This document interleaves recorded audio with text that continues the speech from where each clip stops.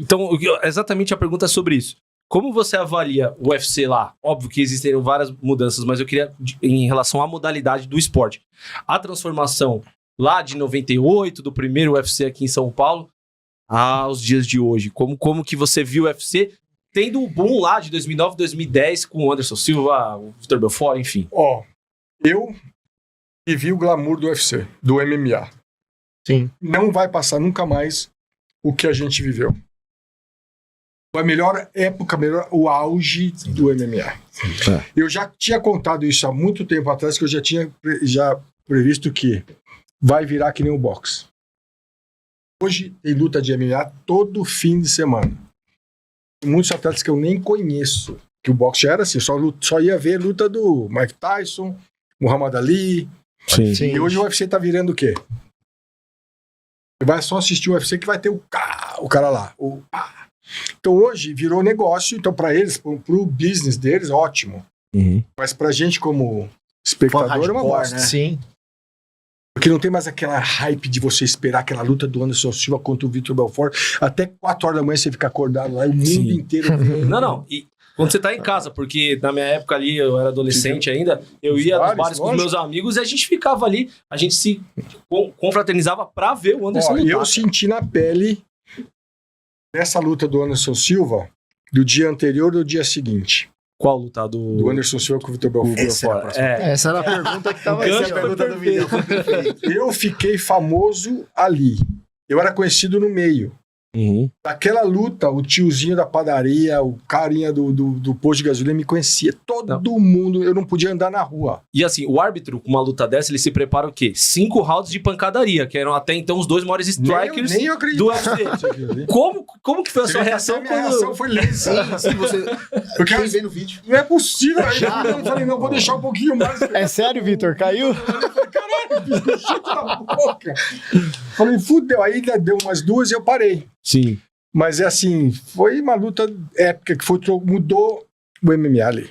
Não, ali tem o antes e o depois daquela luta, né? Exatamente. Ali com certeza foi um ponto de inflexão. E aí, aproveitando o gancho do Léo, como foi o seu preparar, como foi se preparar para essa luta? Por quê?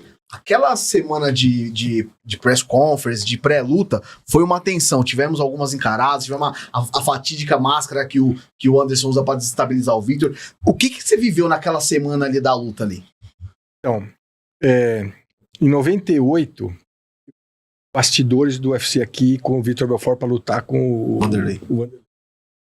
Naquela época, cara, eu vi o Vitor com medo do Vanderlei.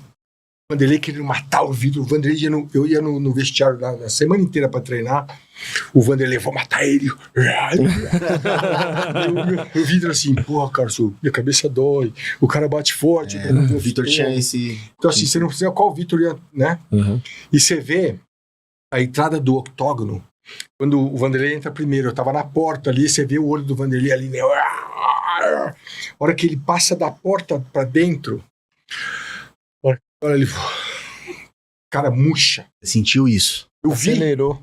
E o Vitor meio murcho vindo ali, né, querendo raiva, mas a hora que ele passa da porta, cara, e foi onde ele ganhou a luta ali. É um ponto de ruptura ali, né? Que louco escutar isso. Então assim, é uma coisa muito... Até arrepia, cara. Sim, pô, demais. Quem tá lá dentro sente isso. Você vê toda essa atmosfera ali, né? Nossa, e você acha que, né, aproveitando, você acha que então naquela encarada do Anderson com o Vitor, o Anderson realmente roubou a alma do Vitor naquela encarada? Não, porque eu acho que o Vitor tava muito bem treinado. Ele começou a luta que eu achei que ele ia ganhar. Começou melhor. Só que esse chute, cara... Ninguém esperava. Uma coisa de gênio, né, de verdade. Foi um golpe de mestre ou de sorte, vai saber, mas ele... Diz a lenda que o Anderson treinou com o Steven Seagal a semana inteira esse chute, né? É mentira. O Steven Seagal fala que ensinou ele chute, mas não. Assim, né? Depois o Matida deu aquele... Também no Vitor, o mesmo golpe, né? Não, foi no Randy Couture. Couture, né? Foi mais bonito do que o Anderson ainda. Só que o Anderson foi aquela... O primeiro. E na hora do chute, a explosão da galera, o que você ouviu ali? Não vi nada, só separar a luta, não queria nada. Cara, ali foi um boom tão grande que eu lembro que nessa época a Globo não tinha os direitos do UFC. E a Globo pagou multa pra ir pro Globo Esporte Sim. e passar uma matéria da luta UFC. de tão, assim, surreal que foi, porque eram dois nomes que... dos dois maiores nomes do UFC, né? Então, trazendo esse boom todo que a gente tava falando sobre o UFC, na sua concepção, você acha que realmente o UFC pode se tornar, já está se tornando como é o boxe hoje? Já passou. Já passou. Já, o hype... Hoje o ela boom- tá no nível de NFL, né? Nos Estados Unidos, que é muito forte. Nos Estados Unidos, o UFC. E o valor do ingresso hoje é muito caro também no UFC ou não? Não sei, que eu nunca paguei, né? Mas, não, sim. mas eu acho que, só pra você ver, o UFC foi comprado por 2 milhões, foi vendido por 4,5 bilhões de dólares. Hoje vale, acho que 16 bilhões. Isso depende do país. Do país. Não, de modo geral. E só pra terminar falando sobre isso, além do UFC, você arbitrou em outros eventos de MMA também. Todos. Não sei se eu tô errado. O Pride, você arbitrou? Arbitrei. Cara, eu queria falar sobre o Pride, porque pra mim Eu arbitrei foi quando eu me apaixonei pela modalidade. o Sakuraba com o Royce Gracie. Nossa, só isso, só. Só o E Sakuraba. aí eu fui corner do Fabiano Irra no Pride 8. Porque eu tava lá arbitrando o UFC, que era na sexta-feira na época. O Pride era no sábado e o Marco Ruas largou o Fabiano Irra, que eles brigaram. O Fabiano Irra não tinha quem entrar com ele, eu entrei. E aí, como que era? Obviamente é diferente, porque era um evento no Japão e tudo mais.